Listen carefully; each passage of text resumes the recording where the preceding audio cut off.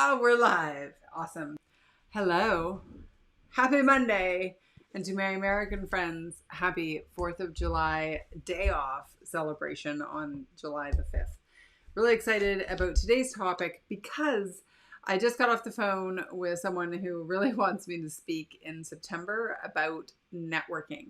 And for those of you who know my history, you will know that is my root. Those are my roots. I taught networking and personal branding for years, and in the corporate market was very blessed to have a really great career doing that. I've moved away from it, and I still have some clients who call me because they know me from the good old days and still want the information. And so I thought, you know what? Let's play with the topic of networking and supercharging your network in today's environment. And I think one of the things that is so important to recognize, tactics change, but the principles don't. And this is so important because a lot of people have really shared with me that they've slacked on building their network. It's still going to take consistent effort. It's still going to take proactive outreach, high level of connection. I think even more ability to step up and just put the effort forward, if you will. So I'm going to go over a couple things, just going to pull little bits of one of my main presentations. And yeah, honey, you can go up. Sorry, my dog is like, if I could put the camera down, I don't know what he's just looking for me. Did I forget to put you outside? That'll be fine. Okay, let's do this. Gonna share a couple little pieces, and I know this is like right out of my paid presentation, and that's okay, because I think share the love, give the world, and then if your company wants to hire me to come on in, hire me to come on in. So what we're gonna talk about is what it takes to go from unknown known to loyal client and referral source. We're gonna walk through that process. And then based on this book, which is the 4 pillars of, no, that's not what the book is. We're going to talk about the 4 pillars of profitable networking. Okay. So my old school stuff was just going to roll off the tongue. We're not going to do every slide. I mean, there are tons of them here. So let's go and find here. All right. Are you ready for this? And if you are there watching, I'd love to hear from you. Any questions, comments, throw them in the comment box and I'll keep an eye out for them, okay, as they come through. So our idea here is that we want to go from unknown to loyal client and referral source. And there is a big gap in between, as you can see on the screen. Now, how do we actually go through this? And this thinking, when we understand this thinking, what I've found is I can find where I'm falling short. And generally, well, I'll wait to hear what your experience is. So the whole point of networking is to go from being unknown to going to known. And this is where I might insert a joke like Deep Thoughts by Alison Graham. All right. So when we're known, it can be either positive, negative, or neutral. And so each and every interaction we have with someone is either going to add to, subtract from, or reinforce the opinion that people have of us. And so that's where the personal branding is so incredibly important. Understanding the way we're showing up and how we're perceived by others. And you know what? It's not that everybody's going to love us. And that's okay. What I want for people is to be authentically, and I don't mean authentically, every time I say the word authentic, I think of Seth Godin saying, authenticity is bullshit. So, I don't want to go against Seth because I think he's brilliant. But to just show up as you. Like that you're going to get the same person if you're on stage as you're on camera, if you're in an interview, if you're in the coffee shop lineup. That to me is when there's freedom in your personal brand. At least that's been my experience. I spent so many years trying to be in a suit and minding my P's and Q's and showing up in a way that I thought would impress people. And now, you know what? I'm just me. And I don't know. I think maybe sometimes that might cost me some business, if I'm honest. Like, I know I did, sorry, I'm off track with the networking, but I did an interview with like a really important company. And I think I wasn't, I don't want to use the word polished enough, but I think I was a little bit too casual. You know what? The people who are going to resonate with me are going to be like, yeah, Allie, we like your casual. Like it makes me feel safe. It makes me feel like I'm talking to you in your living room. That's what I want, but that's also who I am. That's the personal brand piece. Anyway, let's keep going on this whole idea of networking, because if you build a network of people who expect you to be one way, can you think of anything that's worse? Because then you got to be that person. I'd prefer to have fewer connections, fewer clients, and absolutely love every interaction that I show up to. Lori has written here, I admire you for being you. Well, thank you. That's awesome. I'm grateful. Okay. So the whole point, once we've gone from known, in order to take it any further in the relationship, any further in the process, is we've got to create what I call a mini bond. Other people might call this establishing rapport. I just find that's feels very calculated and very icky. So years ago, I came up with the phrase mini bond. And what that basically means is I like you enough that when I get back to my desk, this is, when we were talking about networking in person, or when I hang up the Zoom call, I'm going to remember who you are. And I'm going to be like, yeah, I'd talk to that person again. Like that's a mini bond. And with the mini bond, the whole point of the mini bond is that we are trying to figure out, is there anywhere to take this relationship? And through all of the thousands of experiences I've had interacting with people, I mean, if you know my story from way back when, in 1 year I went to 241 events. Do not do that. That's a lot of people. And I was writing a column called The People You Know. So it was my job to know who people were or who they still are.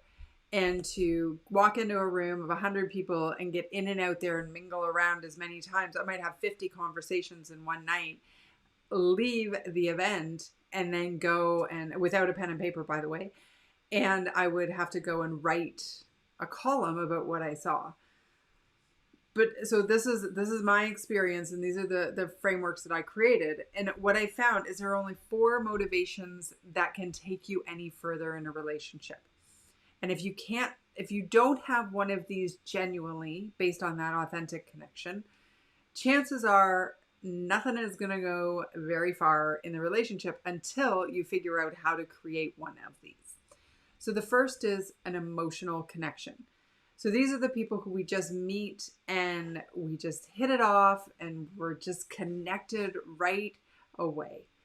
Maybe you're at a party and you just click, right? Or maybe when you met your spouse, you had that instant fire, but this could be from a friendship perspective, an intimate perspective, doesn't matter. Emotional connection will give us enough reason to keep the relationship moving forward. The second is aligned interests. So if you can uncover an aligned interest, so let's say you work for an organ, or you're a volunteer for Big Sisters, Big Brothers, and someone else is really into supporting youth in the city, and you could be like, what could we do together? So there's this click of interest, and that can move a relationship forward. The next piece is a relevant product or service. So I remember when I was teaching networking, and I don't believe in the traditional elevator pitch. I think it's turns people off and it's really uncomfortable for most people.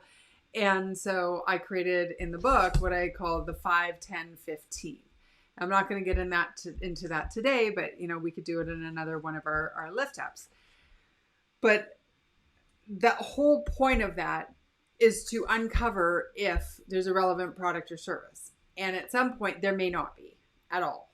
And you, with the elevator pitch, you could uncover there is nothing. You don't even have a chance to uncover that there's no reason to keep talking about your business, because you're just spewing like a big long, blah, blah, blah, blah, elevator pitch. I did this, so many of them over the years. It drove me nuts. But if you can uncover a relevant product or service, that gives you enough reason to go. So when I was teaching networking, for me, it was very easy. I would talk to an executive at an event. He'd say, "What are you up to these days, Allie?" And I would say, "I am, teaching people about how to build their professional network and open doors in business." "Oh, okay, great. What do you?" And then anyway, just I'd do the 5, 10, 15. And they would be like, "Oh, I need that. I think my team needs that. Why don't you give me a call?" And that would be enough of a little to have a reason for the relationship to keep going. And so if one of these three things is not there, it's very hard to push the relationship forward. But you still got one more way. And I call this shiny, blinky things. So maybe there's somebody who you really want that deal. And so you're going to send them tickets to the Leafs game or the Knights or whoever. And so a shiny, blinky thing is something that they're going to pique their interest. They're going to be like, "Oh yeah, that's kind of cool." And it will give you a chance to connect again, to uncover if there's an emotional connection, aligned interest, or a relevant product or service. So without that, we actually don't have, hold on, let me go back here, any reason to keep going in the relationship. But we want to keep going to loyal client and referral source. So we've gone from unknown to mini bonds. We've got our 4 motivations. The whole purpose of small talk is to uncover if one of those 4 motivations exists. If it doesn't, then they're probably hard to keep going. Then we have to have experiences. You can't have loyalty without longevity. Okay, no loyalty without longevity. So when we go on our experiences over time, we're going to work on a board together. We're going to interact on LinkedIn together. We're going to, have phone calls and Zoom meetings and virtual parties and you name it. Those experiences are required in order to keep the relationship developing. And those could be positive, negative, or neutral. And obviously we want to be on the right side of that. Do that over and over and over again, and we create momentum. Now, sometimes what happens, let me just move me out of here, is we stop interacting with people who we have connections with. And actually, there are a couple of people in my life who came across my mind this morning, and I was like, I've sort of lost touch with them. Let's get on the phone and reinvigorate that relationship. Because I think in the virtual world, it's so easy to put people into limbo. And limbo is where your competition wins. When your relationships that you've developed, you've lost track of them, there's hanging out in limbo, you just kind of know each other, and you've had this mini bond, but have this, one of the 4 motivations available to keep the momentum going. Then they go back there. Now, the beauty is that if you created a solid mini bond, if you had great experiences and you have such a really good remembrance of your relationship, even if somebody's gone into limbo and you haven't talked to them in a year or two, it's going to feel like when you pick up the phone or when you reach out to them, say, "Let's connect," that, you've got, it's just like being like old times.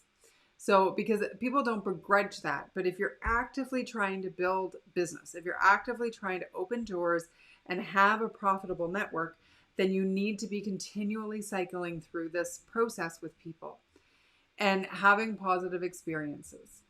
And that's how we create the momentum. And the interesting thing about this is the thing that connects every step is the follow-up. Another topic potentially for another day.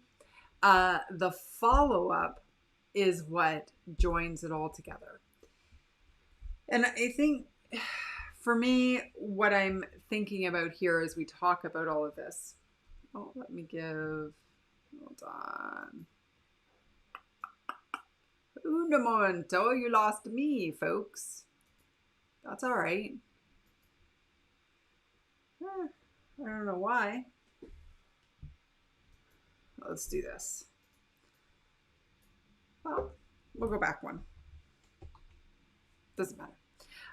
Okay, actually, you know what I'll do? I'll just go like this. So, what I was talking about, do dare remind me, is about this whole concept of about building a relationship, and we need to be proactive. So when we look at that graph, that journey, you can probably figure out where you're failing if you're not happy with your relationship results right now. Is it that you're not meeting enough people in the unknown to known stage? Or is it that you're not creating enough of a mini bond, in which case we've got to work on your personal brand and how you talk to people and how you connect? Or is it that you're not following up and being consistent in the experiences? Or is it that you just are letting people drop into limbo? You're doing all the work to, like, the hard stuff is meeting people. The hard stuff is getting the initial mini bond and deciding that there's one of the 4 motivations to keep the relationship actually going somewhere. The easy part, arguably, after you know somebody, is just keeping the relationship going. But time gets in the way and, you know, all the other excuses. And then people come to me and they say, oh, I don't know enough people to build my business. Well, you probably do. They're just all hanging out in limbo, and we got to reinvigorate those people. So that is, you know what? I'm already at sort of the time I want to be, 16 minutes. So let's do this. Tomorrow, I'm going to talk about the 4 pillars of profitable networking. How's that? So now we know the topic for tomorrow, and we'll keep on that. And in the meantime, I'm going to challenge you to think, okay, if I look at my proactive networking efforts in the virtual realm, am I doing what I need to do to create loyal clients and referral sources? And if not, where along the graph am I getting tripped up? All right, let's do that. And then tomorrow we'll do the 4 pillars of profitable networking, and we can talk more about that to help you supercharge your professional network in these still virtual times. All right. Great. There we go. That's the lift up for today. I hope you feel lifted, and I can't wait to talk to you tomorrow. Have the best rest of today. Bye.